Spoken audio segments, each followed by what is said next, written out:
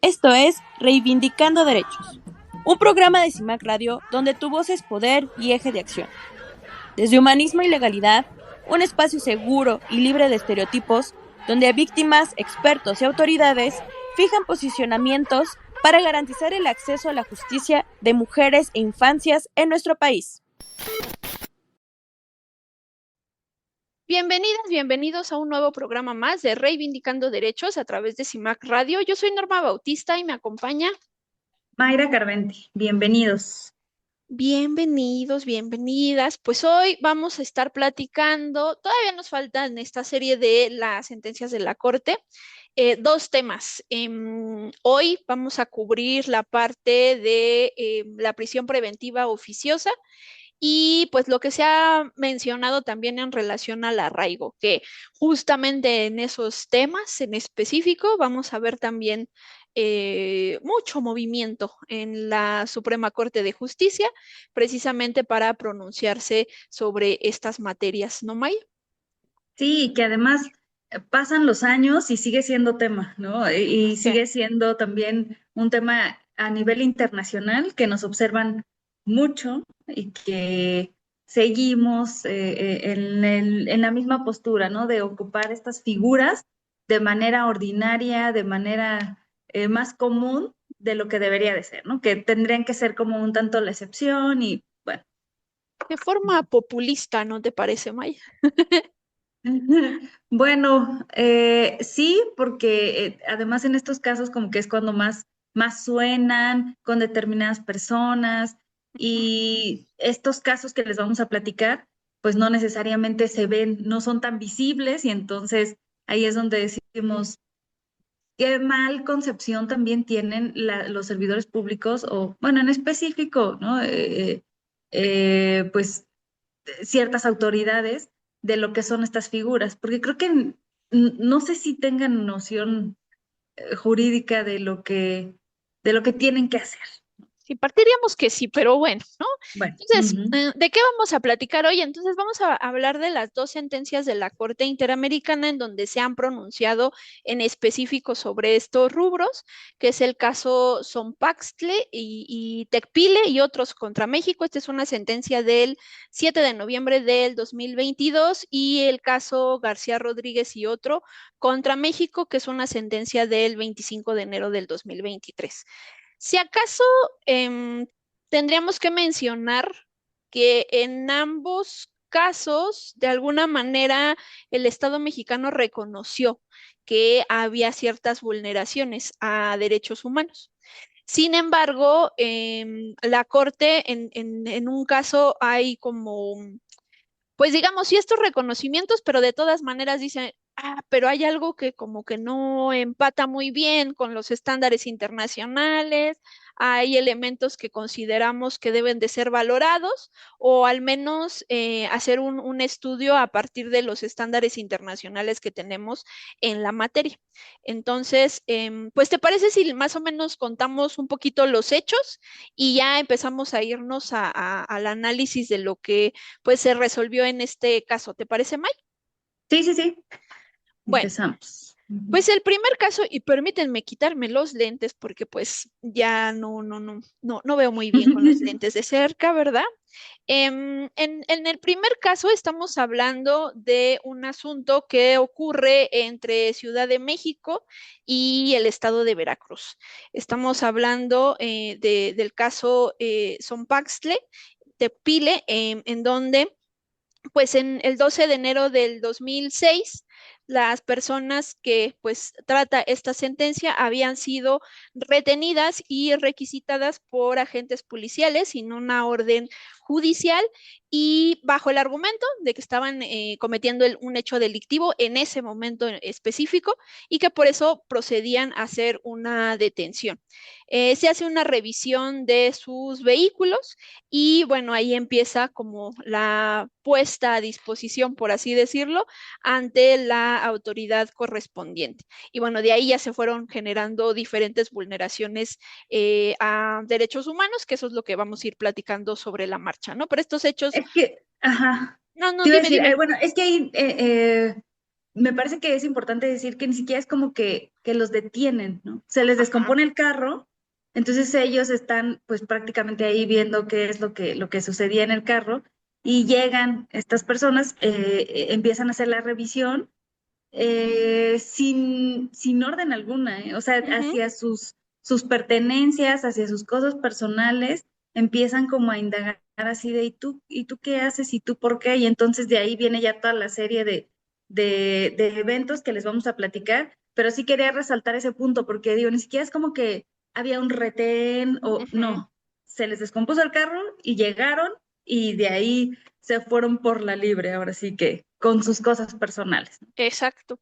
Ujú, En el caso García Rodríguez, acá lo que tenemos es que igual, ¿no? Hay un momento en donde a partir de una detención que hacen de Daniel García Rodríguez y Reyes Alpizar Ortiz, permanecen aquí, igual es una detención, pero aquí lo curioso es que tenemos a personas que están detenidas sin resolverles su situación jurídica final por 17 años, ¿no? Como lo vemos en una, hablemos ahorita desde la figura del modelo de justicia tradicional, ¿no?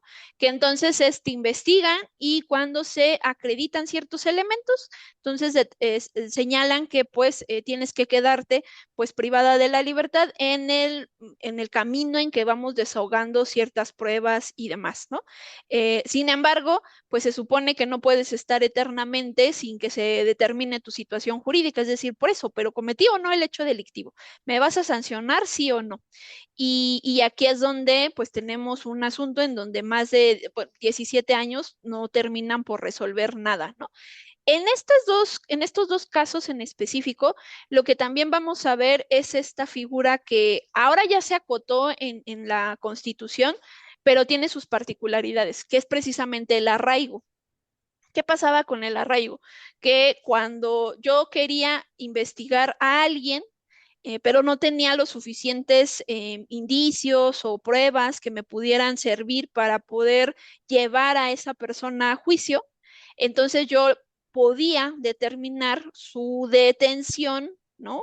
Como precautoria antes aquí en la Ciudad de México, no sé si te acuerdas que tenían su centro de arraigo ahí en la Doctores, ¿no?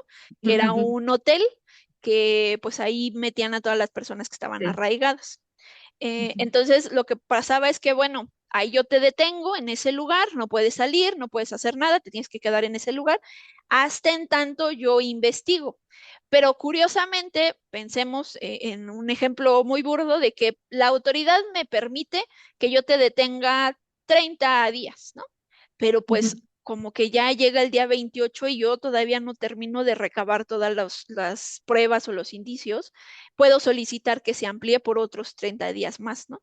Entonces, la cuestión era que te podía yo tener privada de la libertad en el inter que yo investigaba y ya después teniendo todos esos 60 días, ¿no? Que de pronto para pensando los extremos, pues resulta que decíamos, bueno, pues ahí ya recabamos información y mientras tú estás ahí guardadita.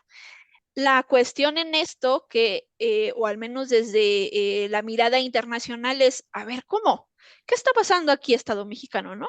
¿Cómo que detienes a las personas sin que les puedas demostrar nada y los vas a tener recluidos, ¿no? Y entonces el Estado mexicano decía, o sea, sí, pero mira, eso solamente es para poder allegarme de información, de poder, digamos, como nutrir mi carpeta, pero eso no quiere decir que estoy violando derechos humanos, solamente estoy protegiendo la investigación.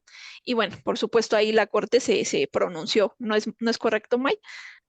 Sí, bueno, es que ya lo platicábamos en otros programas que decíamos, bueno, por lo regular, ¿qué decía el alto comisionado? En México se detiene para Ujú, investigar y no se investiga para detener.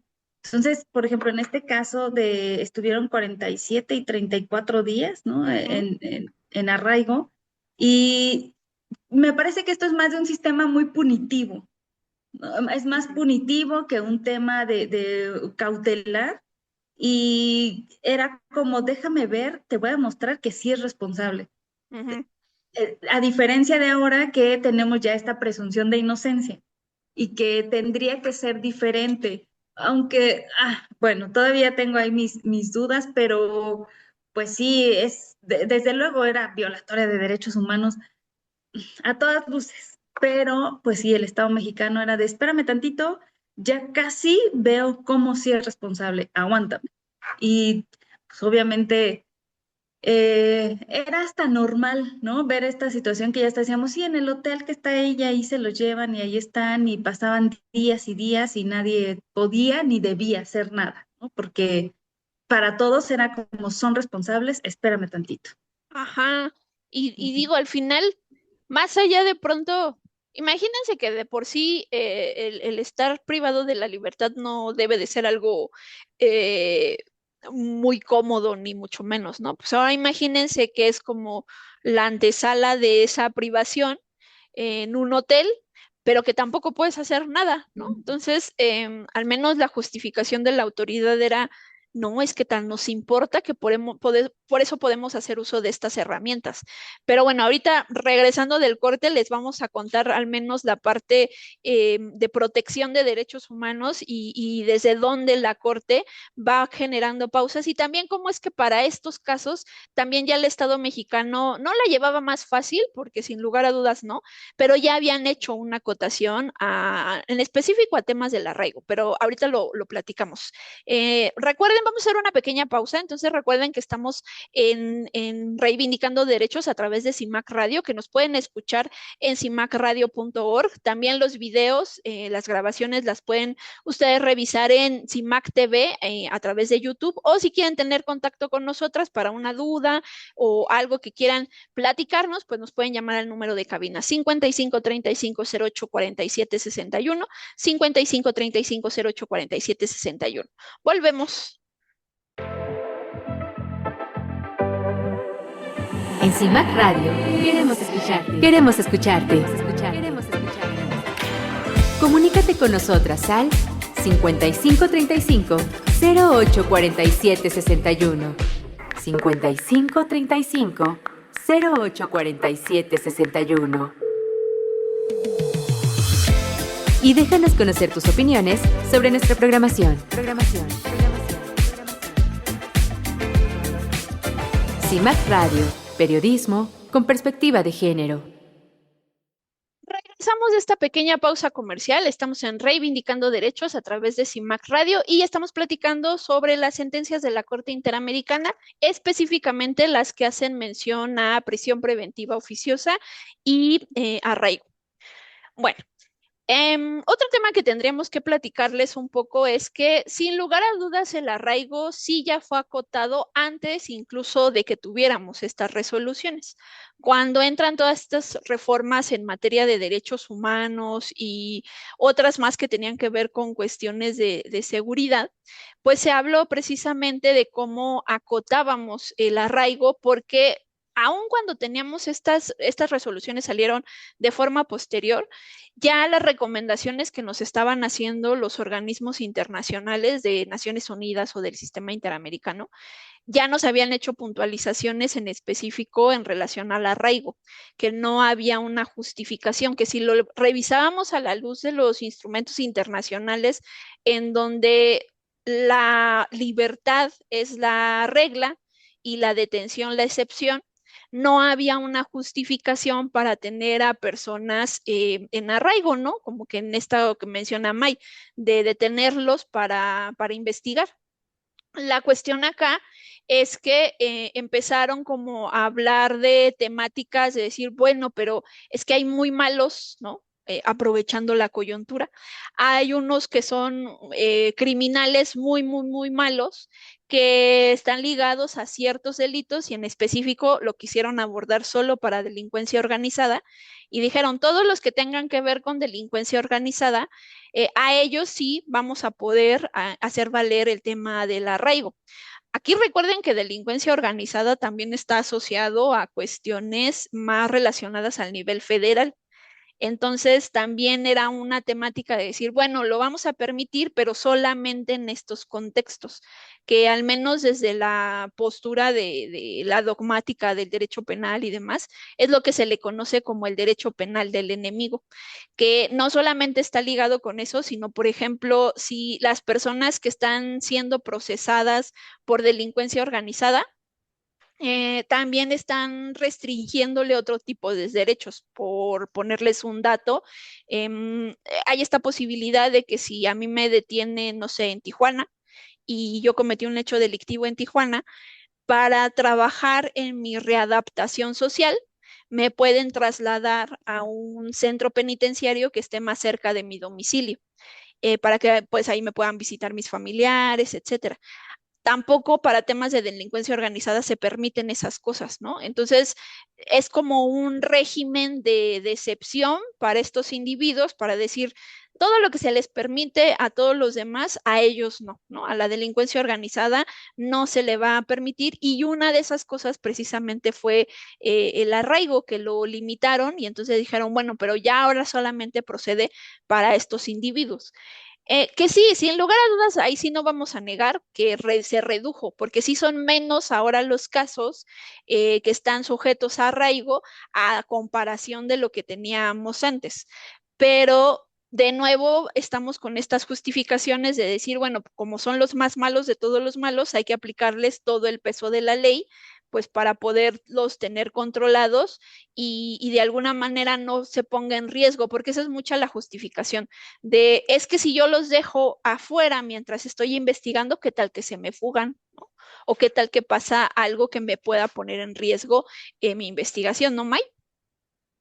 Es que sí, incluso iré un poco más atrás, ya estamos entrando de lleno en la figura del arraigo y viendo que pues anteriormente sí se manejaba de una manera diferente a como ahora ya se determina, ¿no? Que delincuencia organizada y etcétera. Pero eh, creo que desde el tema de las detenciones, si nos vamos a la detención arbitraria, Ujú. desde ahí ya entramos en un foco rojo que decíamos ya es un tema sistemático de cómo militares, policías estatales, municipales, hacen estas detenciones de manera arbitraria y que en eso también nos dicen las sentencias, ¿no?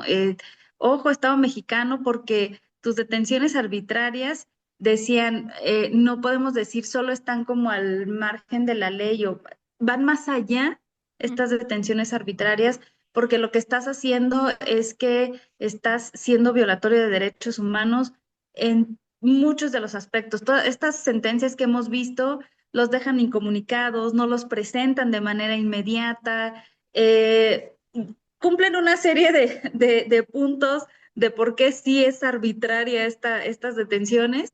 Y después ya pasamos a la figura del arraigo, ¿no? Ya vienen otras figuras donde ellos creo que intentan justificar el por qué los detuvieron, porque en el caso en el primer caso que platicábamos, ahí más allá también ya viene la detención arbitraria, viene todas estas cuestiones que les acabo de comentar de no presentarlo en tiempo, bla, bla, bla, pero ya después empiezan a plantar pruebas en contra de esta persona. O sea, vemos cómo esta forma de actuar de los agentes estatales, desde que inician en una detención, ya están mal. Y de ahí va haciendo como en incremento lo que van haciendo y lo que van, ya lo detuvieron mal, violan derechos, buscan cómo hacerle algunas figuras delictivas, pero ya después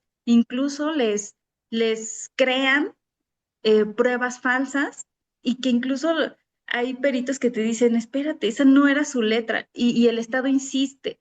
Y al final, como dices, el Estado acepta, sí acepta que hay cierta responsabilidad, pero siento que de alguna manera, bueno, es mi percepción, sigue justificando el por qué se detuvieron, porque pensábamos que a lo mejor ellos podrían tener un tema, incluso como en contra del gobierno y serían peligrosos y por lo tanto, entonces, todas estas situaciones sí tienen que ir cambiando, espero, ¿no? Porque han pasado años desde cuando ¿cuándo sucedieron los hechos? Ya, ¿cuándo se presentan estas sentencias? Y aún así, la forma de actuar, pues es muy sistemática y es difícil romper ese sistema de agentes estatales. Sí, y que de pronto, al final, como bien lo has referido, es que el problema del arraigo en su justa dimensión no solamente es la figura, ¿no? Sino todas las vulneraciones que van a venir de la mano. O sea, es como la gran violación para poder cometer otras violaciones y poder justificar y que de alguna manera te dé tiempo a ti autoridad de armar todo, que ese es el problema, ¿no? Porque Armar justo así, ¿eh? exacto, porque Ajá. es tal cual tener todo ya listo para que cuando tú llegues con el juez, pues de pronto el juez ya diga, pues ya, ¿no? O sea, ¿qué más? ¿Qué más si ya Ujú. todo está listo? Sí, pero el problema fue que fuiste consiguiendo toda esa información a partir de vulneraciones, obviamente la principal que tuvieras a la persona detenida, ¿no? Y desde ese argumento, pues sí, se desdibuja todo lo demás, porque yo siempre lo he comentado de pronto en las capacitaciones, ¿no?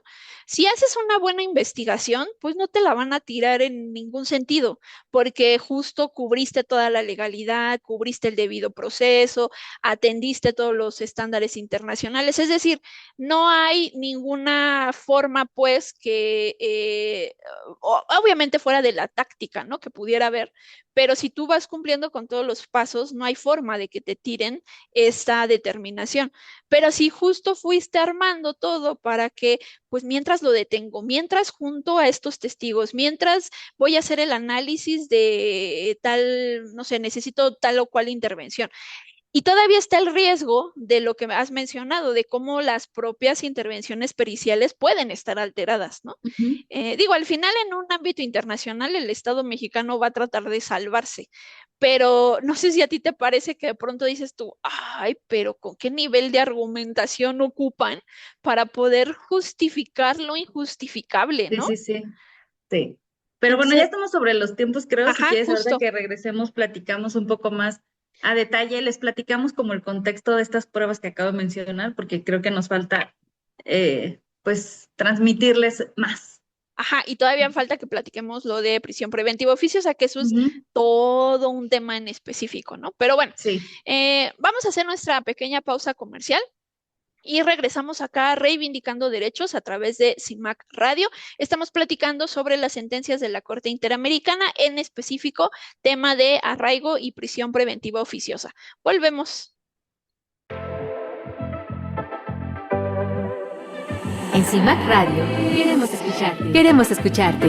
Queremos escucharte.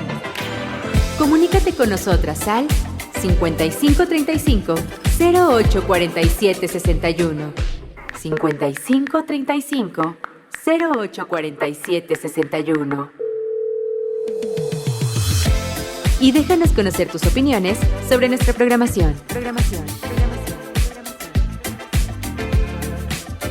CIMAC Radio, periodismo con perspectiva de género.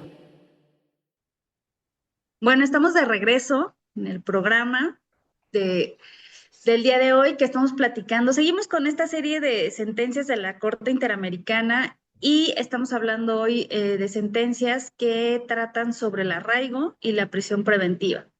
Y digamos que dentro de este margen de detenciones arbitrarias, ¿no? Hablábamos de uno de los casos que les contábamos donde el Estado admite que pues sin causa legal y que sin que hubiera una orden de autoridad competente, los agentes revisan las pertenencias personales de las víctimas y el vehículo en el que viajaban.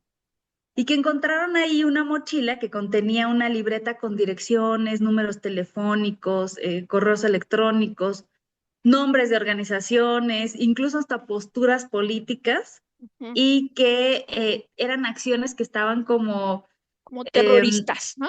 ajá, digamos que realizadas por grupos de comandos, ¿no? Y decían, bueno, es que ahí había uno que decía, la patria es primero. Entonces, por esta razón, los agentes piden incluso apoyo de otros funcionarios, otros vehículos, llegan, llega la Policía Federal Preventiva en ese entonces y realizan una segunda revisión del vehículo. Y ahí es donde detienen a Gerardo Zompaxtle, Tecpile, Jorge Marcial y Gustavo Robles. No les informaron nunca cuál era el motivo de su detención y pues ellos dicen, realmente aquí empieza como un tema preocupante, incluso llaman al CISEN en ese entonces, y empiezan a realizar pues una, digamos que una investigación más minuciosa, porque dicen, esto me parece raro, ¿no? Entonces encuentran todas estas libretas, se las llevan, y para ellos son motivo de que están actuando en contra del Estado. Eh, ya posteriormente se ofrecen algunas pruebas donde dicen que hay unas libretas donde Gerardo hacía apuntes que un perito dice no coincide su letra, o sea, en grafoscopía dice esto no es. Entonces ya empieza ahí una serie eh, de evidencias que obviamente fueron fabricadas por parte del Estado en contra de estas personas, porque pues si es su libre pensar, si ellos tenían otra ideología, no tendrían por qué haberlos detenido de esa manera y les sembraron literalmente pues varias pruebas que hicieron que ellos estuvieran en esta figura, ¿no? De tenerlos detenidos de manera arbitraria, vienen una serie de situaciones en donde están incomunicados, pero bueno, al final logran ya después su liberación y entiendo que llegan a un acuerdo, ¿no? Ujú. Es así, ¿no?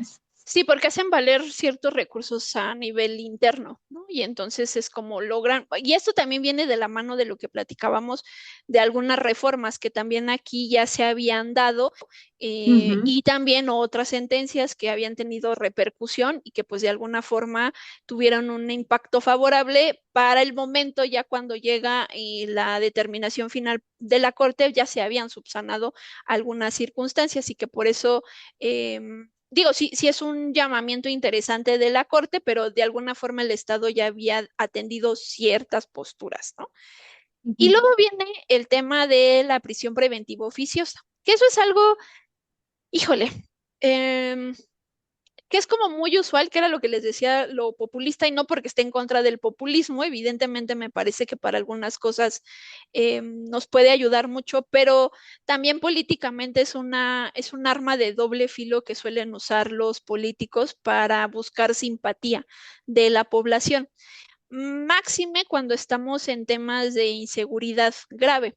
En algún momento, y me parece, si no mal recuerdo, en temporadas pasadas, lo platicamos en algún momento de cómo hubo una discusión en este entendido de ampliar el catálogo de prisión preventiva oficiosa, porque dentro de este rubro que estamos platicando, en donde decimos que la libertad es la regla y que viene de la mano de ciertos principios como la presunción de inocencia, etcétera, la idea es que cuando a mí determinen que con lo que han podido investigar, en efecto, estoy relacionada con un hecho delictivo, hasta ese momento es cuando me deben de avisar que voy a estar siendo investigada. Es decir, primero investigo ciertos datos que me pueden dar información general y entonces sí, después subo esos datos, ahora con el modelo acusatorio, subo esos datos ante el juez y el juez valora si es procedente o no iniciar una investigación con control judicial. Solo que antes, en el modelo tradicional, había ciertos delitos que considerábamos como graves. Ahora, la gravedad tampoco era como que se daba a partir de la postura, no sé, del conflicto social que hubiera, ¿no? Más bien la cuestión de aumentar los delitos graves también tenía que ver con buscar la simpatía de los pobladores, que en algunos contextos sí se relacionaba con ver un delito como muy grave, pues, pero otros tantos era una cuestión meramente política. Cuando se hace el cambio al modelo acusatorio, desaparecen en estricto sentido los delitos graves, porque se supone que como aquí la libertad va a ser la regla, pues hasta en tanto se determine, sí se señalan que hay ciertos delitos, ya no le dejan el nombre de grave, pero ciertos delitos que de alguna forma sí o sí teníamos que tener a las personas privadas de la libertad, pero eso tenía que ver más por cuestiones, aquí sí, ya más de la gravedad del hecho delictivo, en su conjunto, no en el nombre, ¿no? Estamos hablando de un homicidio o estamos hablando de figuras como de esa naturaleza, ¿no, May? Sí, ahí viene como una duda ya muy personal, que digo, sí, entiendo la gravedad de los asuntos, pero, por ejemplo, si estamos hablando de un tema de un político, de un delito de cuello blanco, en donde hizo un robo de cientos o miles de millones de pesos y que dejó a gente sin servicios y etcétera. Entonces, ¿eso no es grave? ¿Eso no merece? Eh, Porque siento que en algunos casos se utiliza, como decíamos, un tanto populista, a veces se trata como de que no se vea mucho, entonces sí creo que está muy a discreción y Ujú. sí hay un catálogo, hay una lista y sí te dicen cuáles sí, cuáles no, pero entonces siento que el meterle tanto, bueno, yo siempre voy a estar a favor de la prevención, ¿no? Ya saben que lo Ujú. mío es la política criminal, un tema de preventivo, porque pues todas estas figuras, como dices, se aumentan catálogos, se aumenta pena, pero realmente no tenemos em, ni una estadística positiva de resultados en cuanto a, bueno, disminuyeron, en cuanto a, pues sí, pudimos detener, pudimos, realmente los que están adentro son los responsables, los culpables. Muchas veces los que están adentro ni siquiera son, ¿no? Lo sabemos.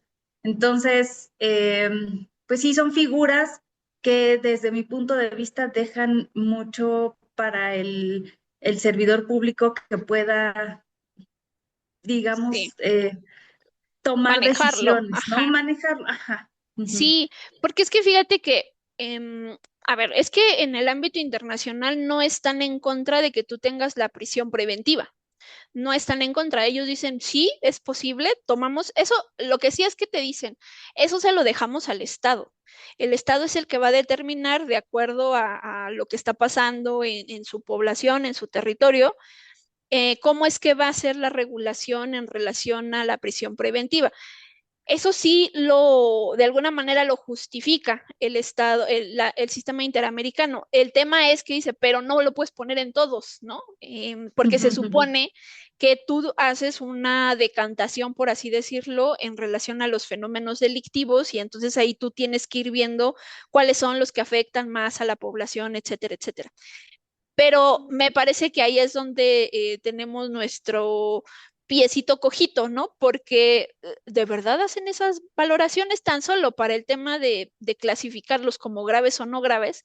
Les digo Ujú. que al menos en esta postura del modelo tradicional sí teníamos esa clasificación.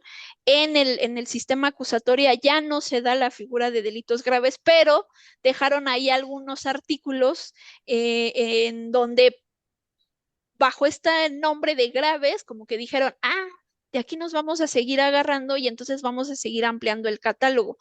¿Por qué los derechohumaneros de alguna manera estamos en contra? Porque dentro de, más allá de obviamente la presunción de inocencia y demás, porque se supone que en el sistema acusatorio le da la facultad al Ministerio Público para que él sea el que haga la justificación ante el juez para determinar si esa persona en específico tiene que quedarse privada de la libertad. Dejen ustedes la prisión preventiva oficiosa, que esa ahorita les explicaré, pero digamos es, yo, Ministerio Público, tengo que explicarle al juez por qué es peligroso que esa persona siga en las calles en tanto resolvemos su caso. Y que hay reglas, ¿no? Que se ha acotado cuánto tiempo puede estar una persona, etcétera. Pero si es el más malo de todos los malos, como lo trata de justificar la autoridad, entonces tú argumenta por qué lo es. Entonces la chamba se le regresa al Ministerio Público para que el Ministerio Público, a través de los argumentos, diga por qué, más que otra cosa es que convenza al juez de que es mejor que la persona esté privada de la libertad en ese caso en específico.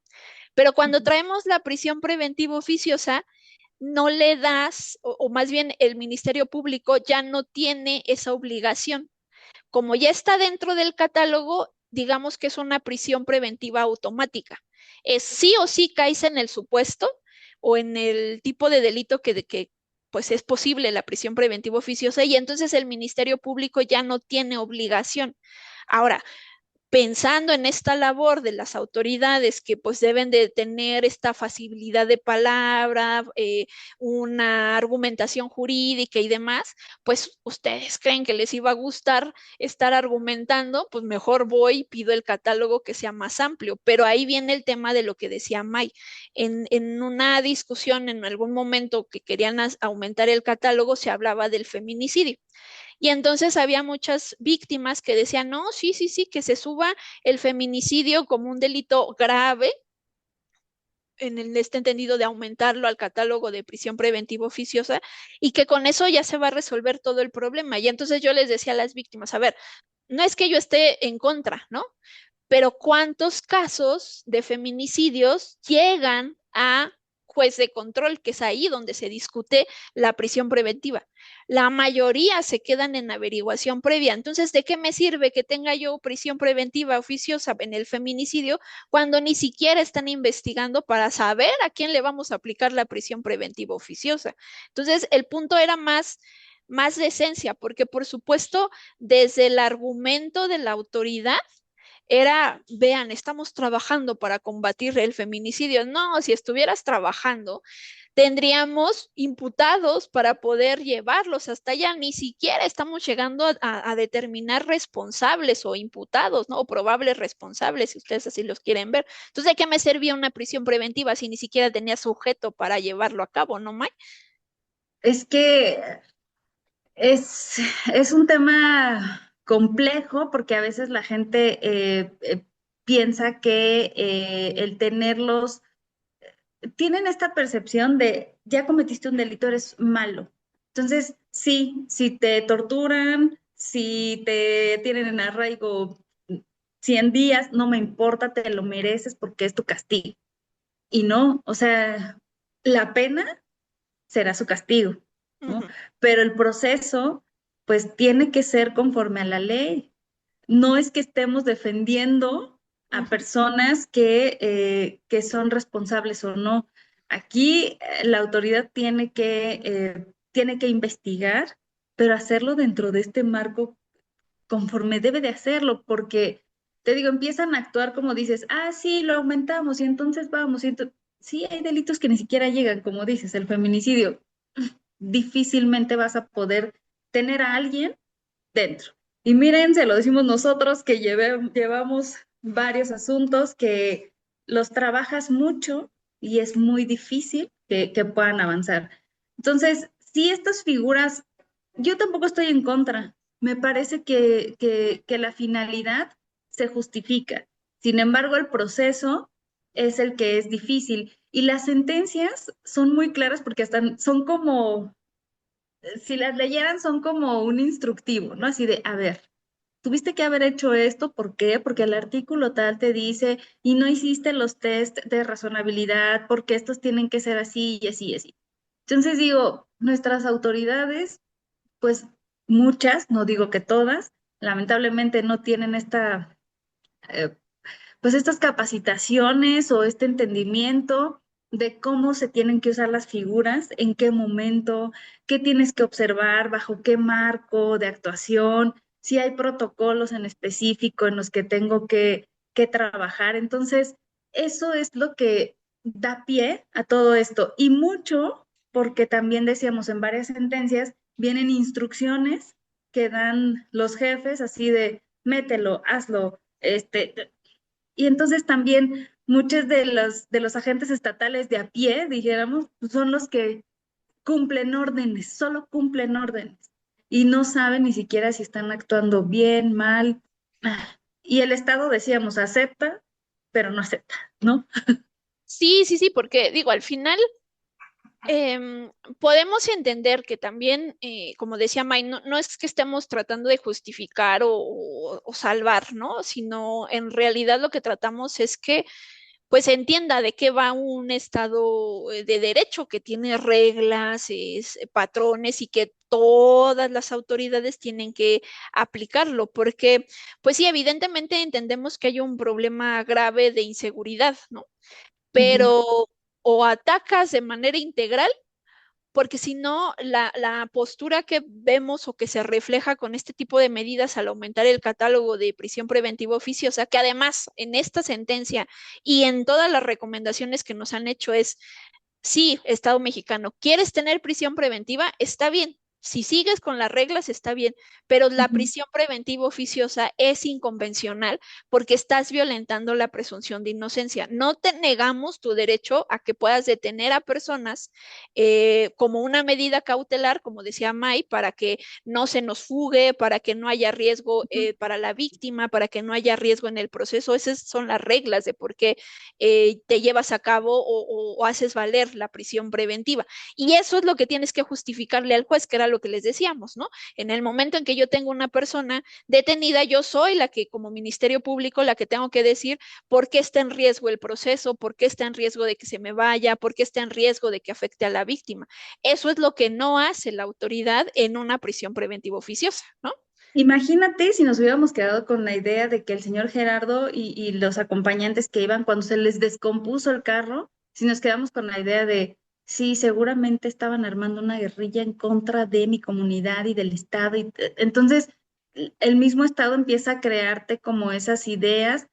eh, Ahora sí que ellos arman estas evidencias, estas pruebas y dicen, miren lo que tenían, porque hasta pusieron unas fotos del Che Guevara y bueno, les hicieron ahí todo un escenario.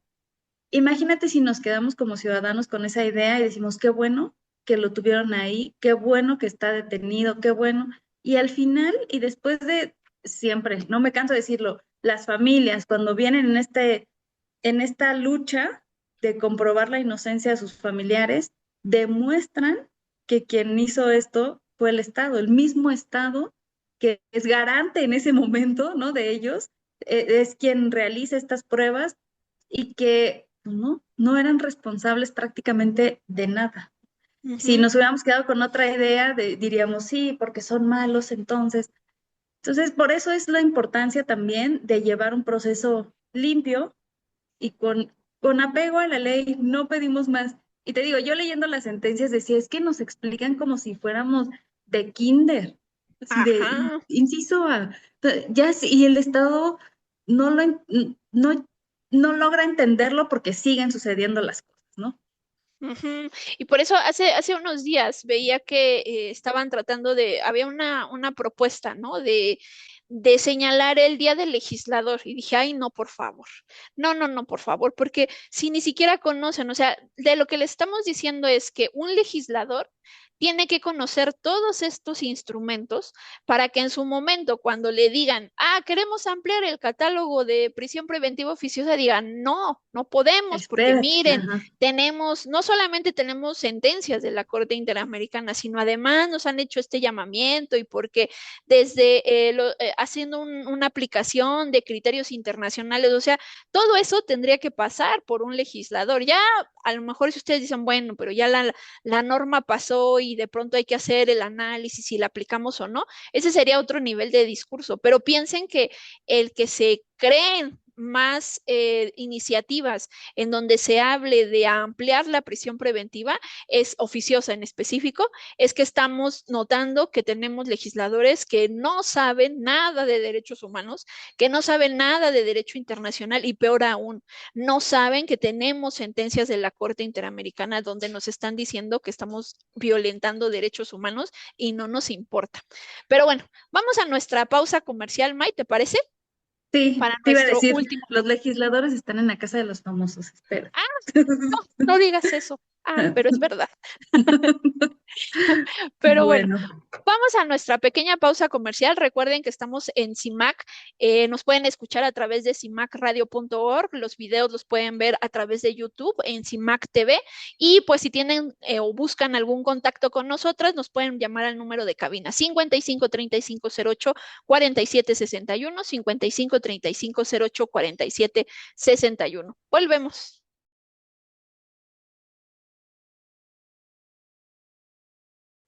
Regresamos de esta pequeña pausa comercial. Estamos en Reivindicando Derechos a través de CIMAC Radio y estamos platicando sobre las sentencias de la Corte Interamericana, en específico hoy sobre prisión preventiva oficiosa y arraigo. Pues bueno, yo creo que de alguna manera hemos tocado, digo, este tema nos podríamos ir muchísimo más tiempo, pero tenemos muy poquito tiempo acá en la radio.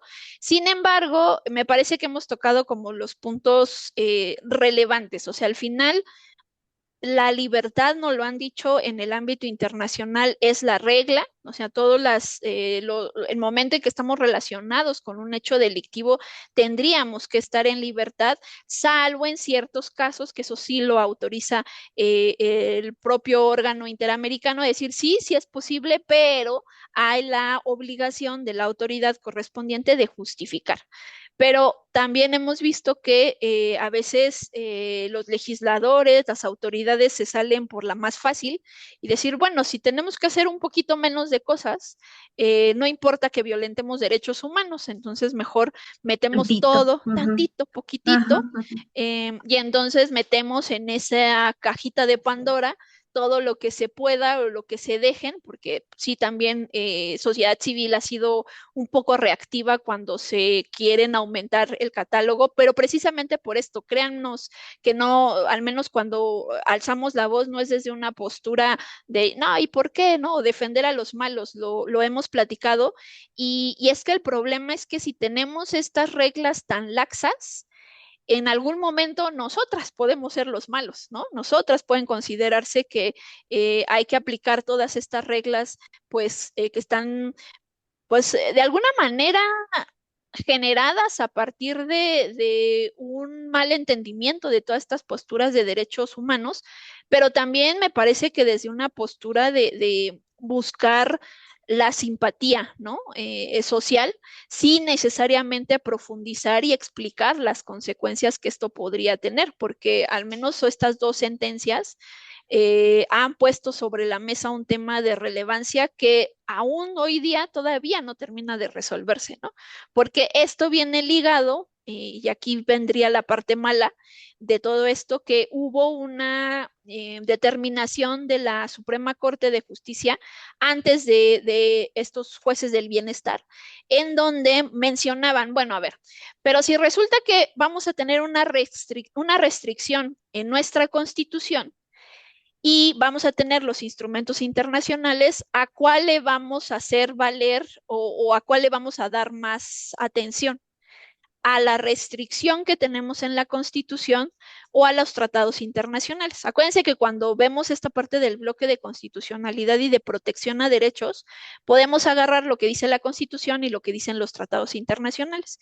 Y entonces aplico la norma que más proteja, que puede ser la Constitución o puede ser el tratado, dependerá. Ahora sí que en cada caso en específico tendríamos que hacer el abordaje.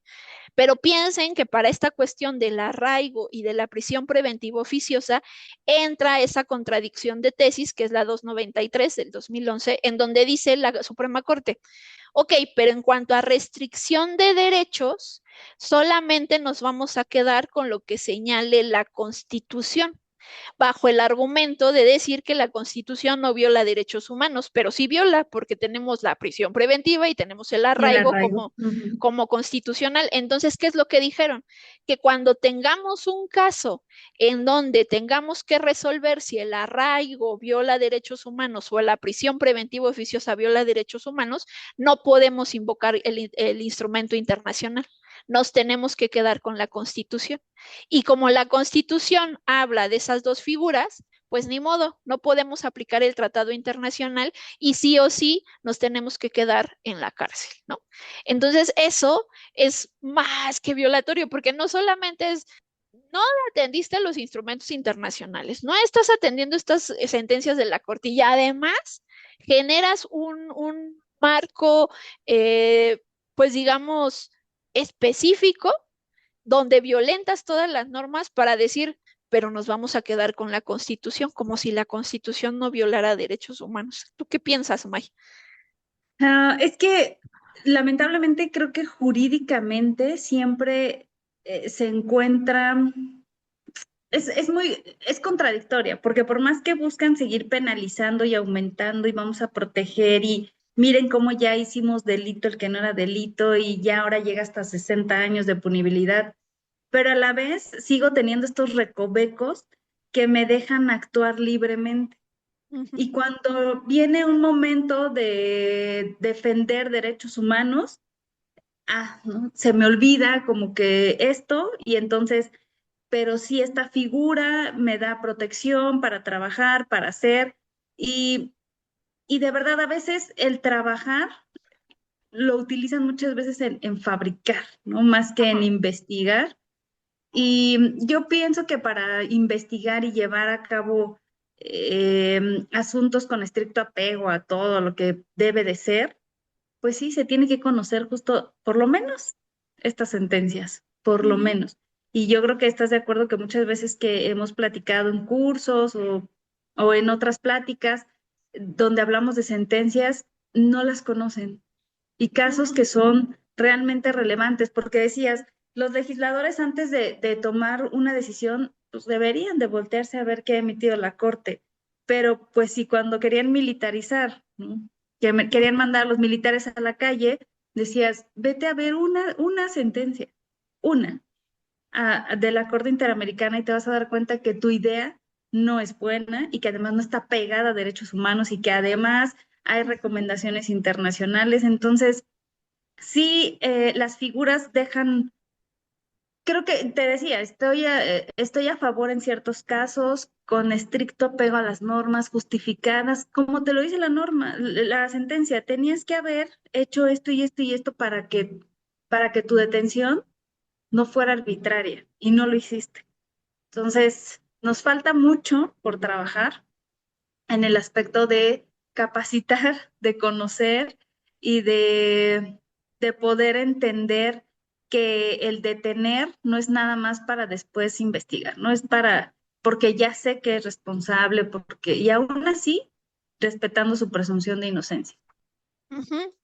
Y la otra cosa que con eso yo ya cerraría este programa es que, bueno, al menos tratamos de acercar estos criterios a la ciudadanía, porque también es bien fácil que desde el discurso se escuche como protector de derechos humanos cuando en realidad no lo es, ¿no? Cuando estamos violentando, y insisto, la idea es no solamente hablar por solo ciertos colectivos, sino entender que esto sí nos puede afectar a todas y todos, porque en cualquier momento pueden detenernos y sembrarnos o argumentar que estamos haciendo alguna figura delictiva desde la mirada o desde la construcción que han hecho la autoridad. Pero una de las cosas que yo rescataría es esta idea de que al menos cuando hay reglas a nivel internacional, es porque se han generado, se han construido a partir de muchísimas violaciones de los estados, ¿no? De alguna manera es decir, es que no es posible que hagan estas cosas, entonces necesitamos poner esos pisos mínimos de los que siempre he hablado. Pero una de las cosas que también viene desde el derecho internacional es cuando tú te adhieres a un instrumento internacional, no nada más es para que, lo he dicho siempre, ¿no? Para verme bonita en la foto y decir, miren, el Estado mexicano firmó. Es que ese instrumento trae obligaciones, pero además de que traiga obligaciones, tú como Estado te comprometes a, de alguna manera, atender. Imagínense que es como una especie de membresía, ¿no? De un club o algo de esta naturaleza. Sí, evidentemente va a haber dentro de este listado de reglas lo que puedes o no puedes hacer, pero también viene una parte que es como muy de sentido común. ¿Y para qué te adhieres a un instrumento internacional si no lo Sí, vas si a no lo vas a respetar? respetar. ¿No? Y Ujú. los mismos instrumentos te lo dicen. No puedes hacer uso de tu norma interna para desatender el compromiso que has asumido. Y eso es lo que ha estado haciendo el Estado mexicano. Decir, sí, sí, sí, me preocupa, estoy, todo este tema de la inseguridad, yo estoy con los mexicanos, yo quiero protegerlos, pero cuando se te sale de las manos, entonces te vas por las fórmulas más sencillas y el problema es que tenemos esas vulneraciones a derechos, en donde estos casos nos hablan de una problemática todavía mayor, en donde de alguna manera, pues podemos ser víctimas de violaciones a partir de las acciones del Estado, porque pues interpretó como quiso, ¿no? No como debía, como quiso. Y eso es lo grave o lo problemático de que no conozcan este tipo de instrumentos, ¿no? Y pues al menos con este acercamiento, pues buscamos esta cuestión. Pero bueno, ya con eso, pues nos despedimos. No sé si quieras tu último mensajito, May, si no ya para irnos. No, pues ya estamos sobre los tiempos, pero nos vemos el próximo programa para seguir platicando de estas sentencias, que va a ser el último, ya también. El último. Uh-huh. Ujú. Bueno, pues entonces recuerden que nos pueden buscar a través de las redes sociales de CIMAC, en cimacradio.org, en CIMAC TV, nuestros videos en YouTube y el número de cabina 5535084761. No nos queda más que despedirnos, nos vemos la siguiente semana. Bye, bye. Bye.